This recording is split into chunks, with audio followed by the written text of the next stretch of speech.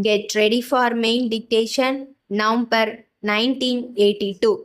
Start. Mr. Speaker, sir, I have great pleasure in congratulating the Honorable the Finance Minister on the very sound and able manner in which he has presented the budget for the year.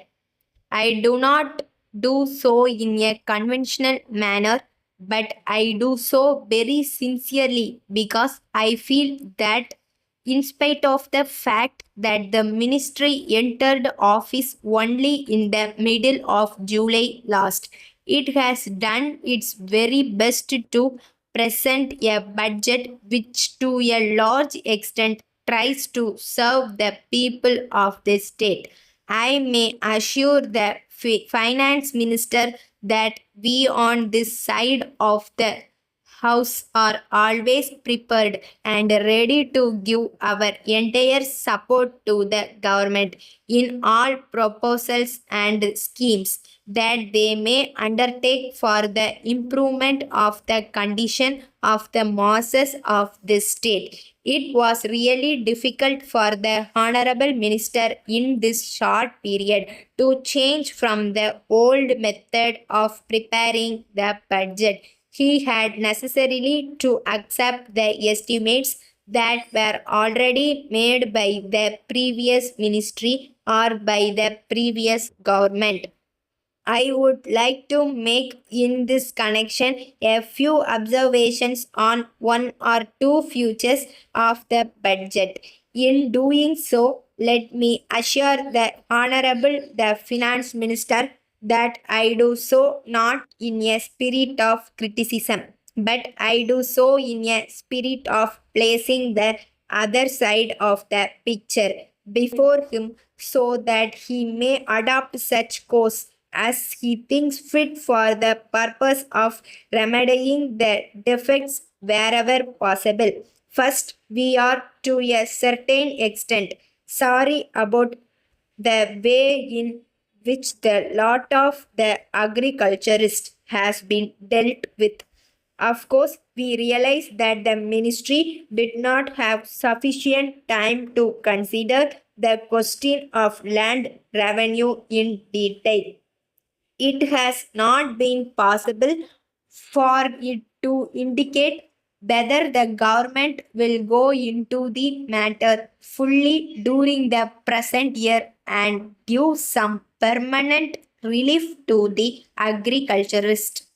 It is true that the remission of land revenue will to a certain extent give temporary relief to the agriculturist, but only when he gets permanent relief he can go on with his work with some sort of security and without having to pay at the end of the year a heavy amount on account of the present high rate at which the land tax is levied. I therefore hope that the government will go into the matter carefully with a view to giving the necessary relief to the agriculturist. I am rather very surprised also to see that the Honorable the Minister for Finance feels that prices have gone up and that the condition of the agriculturist has improved at the present time. I do not know whether the Honorable Minister will make further enquiries into the matter and satisfy himself whether such reports are correct. As the time before the minister was short, he has not been able to give sufficient attention to the improvement of their condition. Letter from Krishna and Company, 3 Anna Salai, Madras, to Mrs. Rama and Company, 10 Car Street, Tiruchirappalli. Dear sirs, we are in receipt of your letter of the 3rd March. As you are aware, we have been manufacturing and selling domestic appliances for a long time. We are enclosing here with a catalog of our goods, and we shall be glad if you select the articles that you desire to purchase from us and place the necessary order with us.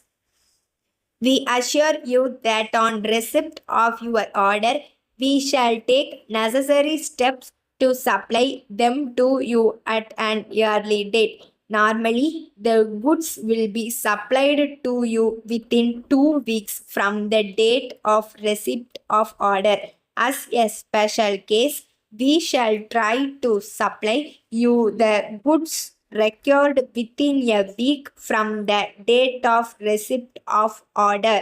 One of the terms and conditions of sale is that if any of the goods are found damaged or are not working properly, we shall be pleased to supply fresh ones in their place, but it should be brought to our notice within a week from the date of receipt of goods by you.